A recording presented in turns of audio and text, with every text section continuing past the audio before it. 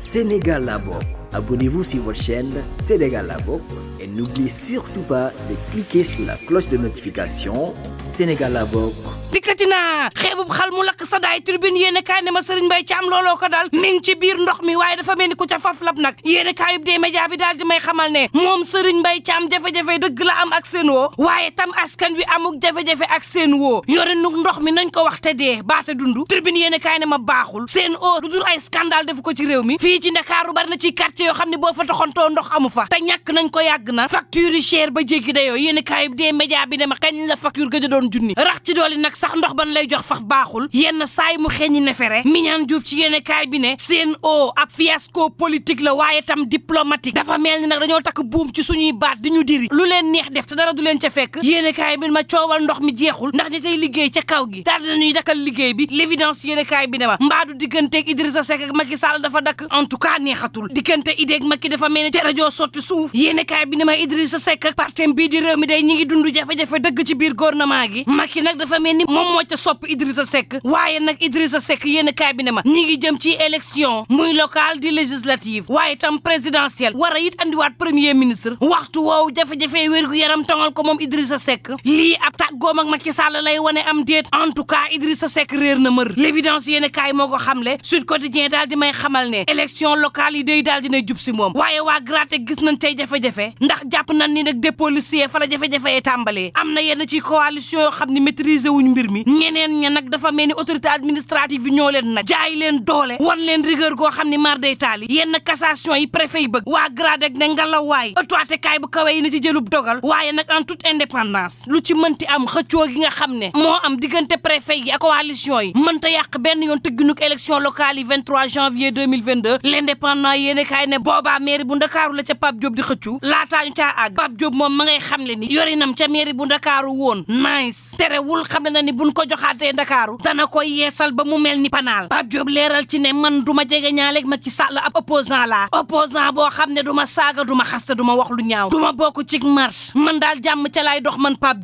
Diop dal ci kaw Macky Sall ci premier ministre bu mu fi dindi woon bëgg ko andiwaat nee na ko na doon ku neutre yënguwul ci wàllu politique source aané yi Khalifa Babacar Sall ak waa Yewwi Askan Wi day waxtu woowu nee ñu ña ngay wëri koppar ngir seenu campagne Vox Populi ne ma waa Yewwi Askan Wi gannaaw loolu ña ngay njortu ne am nag fraude boo xam ni càcc élection yi ña ngi ca bëgg a soobu moo taxit Ousmane Sonko ki gaayam ña ngay woo ndaw yi ngir ñu sécuriser vote bi Dakar Times ne waa Azutik kay la ñu bëgg ñoom ci boppam moom moo di nag ñu seyel fichier électoral bi ba faaw booba tribune yéene kaay di ma xamal ñaar nee na ma rassemblement politique ba amoon ca ginnaaw raay noor police ba nag da ko baa dakkal tere Pam Njambe seen maire sortant ba mu politique te Sindia Bougane Gueye Dany ma nga fa woon gannaaw jàppam nga ja Sédhiou moom Bougane Gueye Dany caxat-caxatee yóbbu gendarmerie tribune yéene kaay ne ma moom jiital coalition gëm sa bopp demoon na Sindia foofee Papa Moussa Thior moo fay doon seen candidat Bougane Gueye Dany profito ca daal di xamle ni caxat-caxatee ga ñuy caxat-caxatee suufuk Sindia ga la bëgg mu dak te wóolu na ca Papa Moussa Thior booba réew mi ko di ma ngi may xamal ne Abdoulaye Diouf Sarr de daal dinay taxañ Guy Marius Sagna daal di affecté ji Kédougou Vox Populi daal di may xamal ne foofee la nag la maire bu Ndakaar doore amee sens ndax Abdoulaye Diouf Sarr ma koy wut daal dinay affecté Guy Marius Sagna Barthélémy Diaz ma koy wutit ne ko bés bu ma faloo dinaa la andiwaat Ndakaaru tribune yéen kaay ne ma Mame Mbaye Niang dal na ci kaw ñoom ñaar ñëpp muy Abdoulaye Diouf Sarr di Barthélémy Diaz Mame Mbaye Niang ne lii may def kenn santuma ko maa bëgg liggéeyal sama réew doonub candidat Mame Mbaye Niang ne defar naa sama programme ba nuppi pour Ndakaaru te Abdoulaye Diouf Sarr amul programme moo ñeneen ñeeyam amul dara loo xam ne mën na ca yoree Ndakaaru Mame Mbaye ne ña may xëccool Dakar sama xel dal na ci ndax bu nekkee ña nga xam ne ñoo ànd ak président Macky Sall liggéeyuñ fi lenn xanaa kay wéeru ci ginnaaw président wéeru it ay réalisation ngir bëgg a yore Ndakaaru duñu ko nangu leneen la mooy waa Yewwi Askan Wi Mame Mbaye Niang de ñoom seen gët lenn dong lañ ko teg mooy nërmeelu président Macky Sall te duñ ko gis réew mi ko di ma ca Saint-Louis foofee day Mary Teuw Niane ma ngi fay doxal waaye it ma ngay ñaxtu jafe-jafe yi njàng mu kawe mi am Sud Quotidien ma ñoom ñooñee ñi ngi war a soobu ci gréew nag ñoom njàng mu kawe mi Dakar Times ne ma boobee réewum Sénégal ñi ngi wax ni yoru pétrole moo fi nar a am xel di dal 24 heures yéene kaay ne ma yor goo xam ne waa ànd sàmm jikko yi nee ñu góor jigéen ak lépp lu mu làngool dootu fi daagooti ab loi la ñu bëgg ci assemblée nationale bu koy criminaliser booba Sénégal lépp ay défi la 24 heures yéene kaay ne ma bu nu wéeru ci CEDEAO de ndax foofee aluuti nag ña mu àndal yekk nañ leen musiba ci ñàkkub démocratie ak bonne gouvernance laas yéene kaay ne ma moo ne day Sénégal am na croissance su 5% libération yéene kaay ne ma Abdoulaye Daouda Diallo it xam na ne suñuy bor ma ngay wàññeeku l'indépendant ne bu ñu ko amee day réew maa ngi bëx-bëxi président Macky Sall war a soppi gouvernement andiwaat fi premier ministre waxtu woowu réew mi laa ne la ma ngay jëx-jëxi grève yaa ngi mel ni tulleeg maale njëgug ñam yi cher na lool askan wi dundatuñu dund gu doy te sell seen o niki noonu it courant bi fate l'indépendant ne ma crise économique am ci réew mi covid 19 ñëw nag faf daal di ñuy doggali booba vox populaire di ma xamal ne Ramaphosa bi nga xam ni moo nekkoon ganuk président Macky Sall fan yee gannaaw delloom Afrique du Sud dañu koo testé mu am coronavirus booba Le Soleil yéene kaay ne ma président Macky Sall day ma ngay xam le ni Afrique am cëgal gu yam ci paj mi lu ñu war a gaawtu la le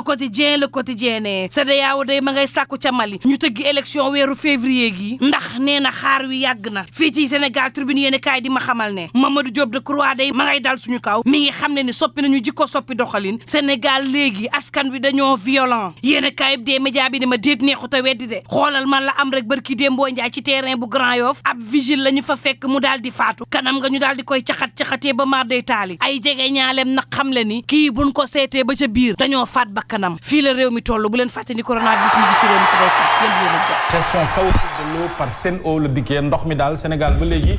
njaw ma nga coy desoo xambin sénégalais yëpp ak tund wu ñu nekk ñu ngi dund guddi gu gët seetagul Mamadou Fofana Serigne Mbaye Thiam nag lañ ci duut baaraam tuuma ndax wax nañu ne diggante ndox mi ñu jébbal waa Suez daanaka Sénégal wala sénégalais yi jafe-jafe képp lañ ciy dund alors liste nañu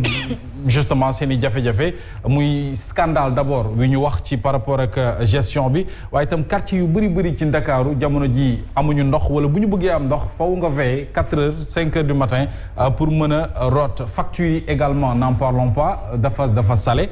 mënoo am ndox amoo qualité ndox ba pare sa facture yi yokk moom foofa na loolu moom xam naa ne doy na waar alors mi ngi noonu kon sénégalais yi bu ñu ngi gën a interpeller jëwriñ ji ci mu gën a xool ana yan anam lay joyante jafe-jafe yi nga xamante ne ni moo di rek moom la ñuy dund par rapport ak ndox mi tribune également ñëw na ci gestion du pouvoir Pape Diop mi nga xam ne candidat la ci maire bu Dakar wala mairie bu Dakar mi ngi sàkku ci njiitu réew mu président de la République mu daal di amal ay concertation ñu waxtaanee réew mi après dialogue bi nag xam nga nag concertation dialogue moom Birahim ndax am na différence. est-ce que du concertation entre libéraux. entre libéraux ah. waaw ñoom i neen la kon nanu waxtaanee réew mi en tout cas na ci réew mi am gis boppam am ci intérêt alors ñu ñëw ci Vox Populi xëtam bu njëkk moom itam dikk na ci Ramaphosa muy njiiti réew mi Afrique du Sud mi nga xam ne dañ koo testé positif ci Covid 19 waaye li ñu ci jaaxal mooy benn ayubés képp ba mu jugee Ndakaaru ci la ko mbir mi daal loolu nag moom. amul fa na loolu dalul xel de est-ce que président duñ ko testé mi ngi noonu yooyu askan wi li ñuy tiit mooy stratégie de fraude alors Birame stratégie de fraude est-ce que mën na am wala fraude est-ce que mën na am ci élection locale yi ñu jëm parce que yooyu askan wi ñoom gis nañu ne am nañu chance bu rëy ngir dem gagner ay goxaat yu bari ci élection locale yu ñu jëm waaye nag ñoom li ñuy tiit mooy xeetu fraude ak càccum élection doon ñu fàttali ko nag ñu ngi ci période pré-campagne bi. mais dafa am loo xamee ni. peut-être on n'en a pas parlé. et malheureusement je vois que journaux yi binduñu ci. mais dans une des localités ci banlieue bi démb on a vu une distribution de cartes d'électeurs dans une maison. c'est-à-dire am ci. Kër Massar pour être pour joxe xibaar bi. mais ci biir kër nan lañ fay joxe carte d'électeur c'est-à-dire que moi je me pose une question boobu ana autorité administrative yi muy préfet muy sous-préfet quel que soit ki nekk ci kër googu mais kër bu am waañ am douche am salon am télévision ak yu mel noonu foofu du pour ñu joxe fa carte d'électeur c'est-à-dire que loolu déjà je pense que tous les acteurs politiques muy opposition comme pouvoir mais surtout ñi nga xam ne ay observateurs lañu ñoo xam ne ay indépendants lañu loolu war nañ ci teg seen baaraam xool ko parce que loolu tamit ce n'est pas raisonnable ce n'est pas normal dans une démocratie ñuy distribuer ay carte d'électeur ci ay kër loolu moo mën a indi ay fraude aussi loolu ba wax na ku ñuy jiiñ dëbb bu ñu la fekk bu ngay soccee weewu liir donc loolu la Olof Ndiaye wax nañ ci andi ak joyante itam ñu ñëw ci xët bu njëkk ci Sud Quotidien ak dépôt liste électorale yi bras de fer bi ñu nemmee ko ci préfet yi ak cour d'appel recours yeeg yi ni mel diagnostic du GRADEC ñoom nag seen xel dafa màcc jëm ci wàllu élection càmbar nañu jafe-jafe yu ñu nemmeeku yëpp ci processus bi en tout cas ngir dépôt yeeg liste yeeg yu mel noonu jafe-jafe coalition yu ñu am jëm ci seen liste yi nga xamante ni déposé nañu ko te mu am ay rëq-rëq cassation yeeg yooyu yëpp moom Mamadou wala sax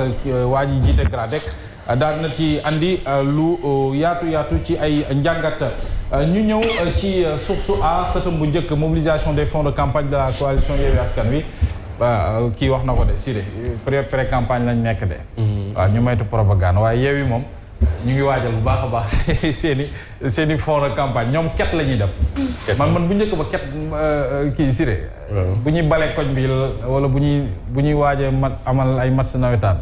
ci laay nemmee ko ay ket waaye coalition buy dem ket moom xam nga léegi nu ñuy tuddee xam nga lan participatif crowdfunding comme disent les anglais dafa commencé xew quoi lever des fonds quoi et puis bon pour man dans l'idée ça peut être aussi quelque chose d'intéressant parce que ñun lu ñu xamoon mooy le leader de parti mooy génne poosam et que loolu mooy génne poosam bis bu gagné aussi mooy décider lu ko neex mais je pense que ñii bu ñu nit ñi contribuer ils sont aussi actionnaires c'est-à-dire que demee bu ñu gisul lu leen naqari lu leen neex am nañu sañ-sañu toog wax ak seen leader ci lu wér loolu leer ñu ñëw ci réew mi xëtam bu njëkk wax na nag ëllëgug enseignement supérieur njàng mu kawe Mary Teuw Niane mi nga xam ne nekkoon na ci département boobee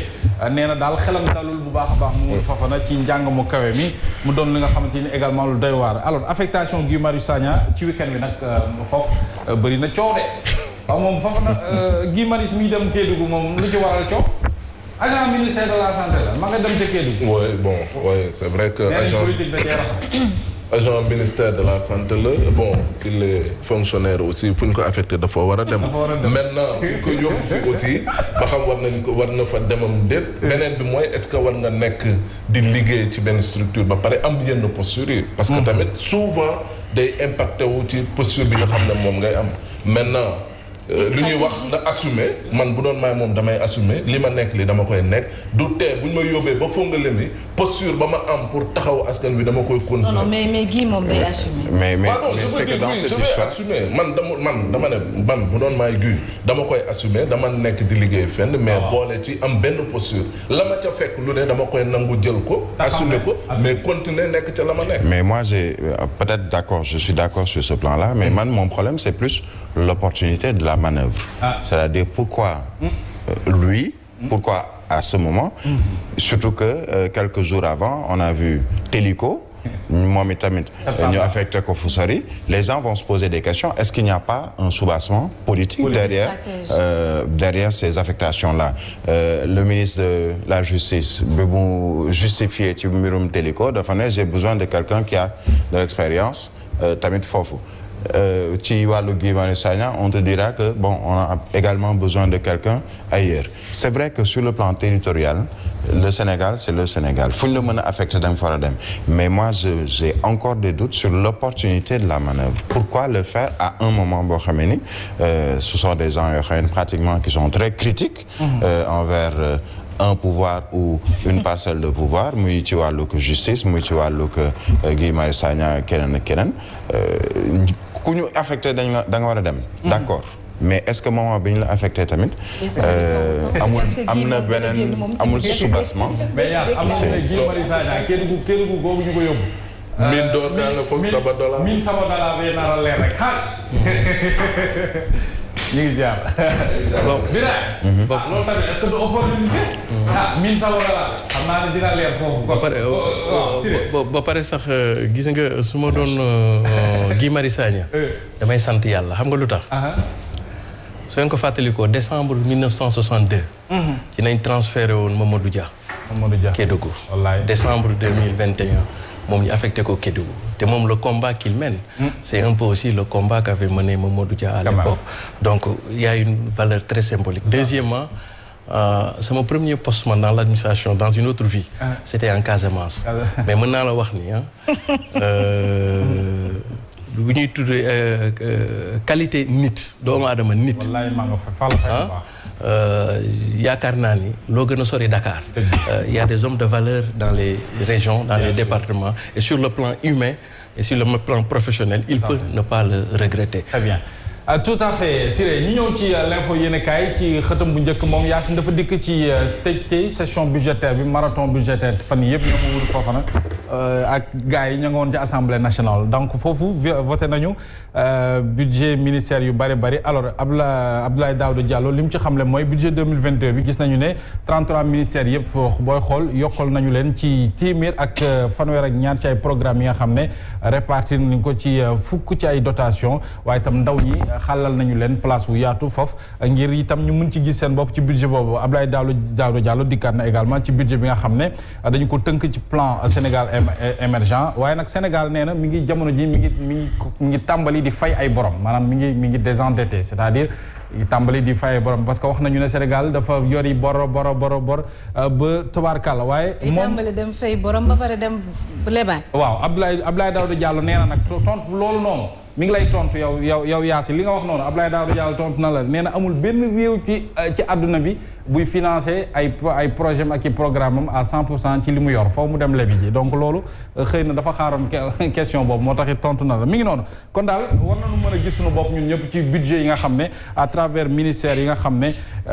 voté nañu ko ci assemblée nationale ngir ñu mën a doxal alors ñu ñëw ci lii quotidien yéen kaay xëtam bu njëkk dafa mel ni DER nag ñu ngi leen di ñu ngi gis liggéey mu am solo DER parce que nag bëri na fi coow ñoom sax ci seen biir ñiy critiquer DER waaye waa ji waaw moom tàmbali na gis ay résultats te ñi ko félicité bokk na ci FMI di sàkku DER mi sax ñu lawal ko ci Afrique gi yëpp muy financement yu muy def délégation générale entrepreneuriat rapide surtout ci jigéen ñi ak ndaw yi mu mel ni kon waa ji moom xam naa ni liggéeyam tàmbali naa feeñ ci réew meek biti réew retour du poste de premier ministre lii quotidien waxaat na ci le hors sujet de Théodore Chérif Monteil poste premier ministre bi également jamono ji laaj bi day ñëwaat rek kenn xamagul ku mu doon ak kan lay président rek moom moo xam kan la bëgg a nommer wala moo nekk ci xelam en tout cas moom li mu wax mooy mbir mi sax moom leeragul ci kii yam mën naa changer à tout moment espérons que nag ni ko xaaj waxee yuuxu dina jëf fu ñu ko foogewul maanaam ñi ngi lim yëpp mën na bañ a doon ñoom ku suufee lay doon loolu la xaaj wax. quoi qu'il en soit dina mi ngi noonu l'exclusif yéen gars yi maître Aliou Sow candidat non yi moom ay candidat yi moom saa yi damay bay xeer wi dal quoi c'est vrai. 2024 ne se fera pas sans Macky. waaw 2024 ne se fera pas sans Macky loolu moom conviction am la buñ ko tegee ci yoon nee na noonu la war a demee. ba ñu àgg ci nekkee en tant que président sortant bien sûr peut-être mun na en tant que président sortant mun na am ku muy ngemb ak yooyu loolu la ñuy wax peut-être ça se fera sans Macky dafa leer rek en tout cas décision bu muy jël donc nii wii bi nii non bi moom mi ngi fi waaye décision bu mu jël du jalgati constitution du jalgati wàllu démocratie n'est-ce pas waaw kon kay espérons yaa ngi reere ayca kon Yaas ñu ñëw ci xëy na benn xëtu sport ngir mën a tëj parce que tamit làmb ji ñu ngi ko doon wax ak surtout ci ay décisions yi nga xam ne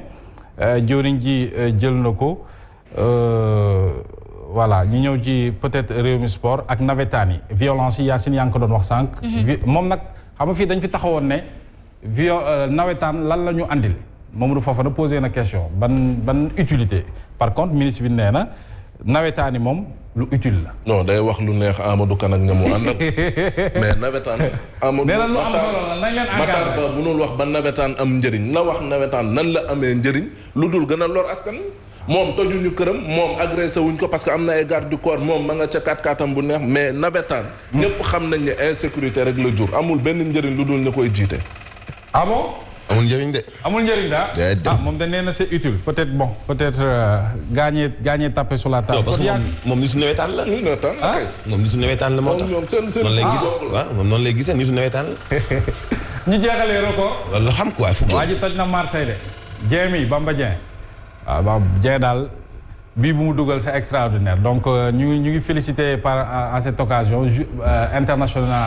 internationaux sénégalais yëpp Birame nga xamante ne nii. ñu ngi wax ne CAN bi moom war nañu koo mën a jël ndax équipe composition bu nu am ci équipe nationale du Sénégal daanaka boo koy xayma en terme d'argent c'est effectif bu doy waar nga am. on peut avoir les meilleurs joueurs. te doo gañ a CAN. mais boo amul koy ni nag mbirum entraîneur c'est-à-dire que li ministre bi waxoon entraîneur bi bu mu ci dellu ginnaaw. mooy. c'est la coupe ou bien nga able. On peut pas chaque année ñu naan on est premier ci classement FIFA pour Sénégal pour Afrique plutôt on est premier on a d'excellents joueurs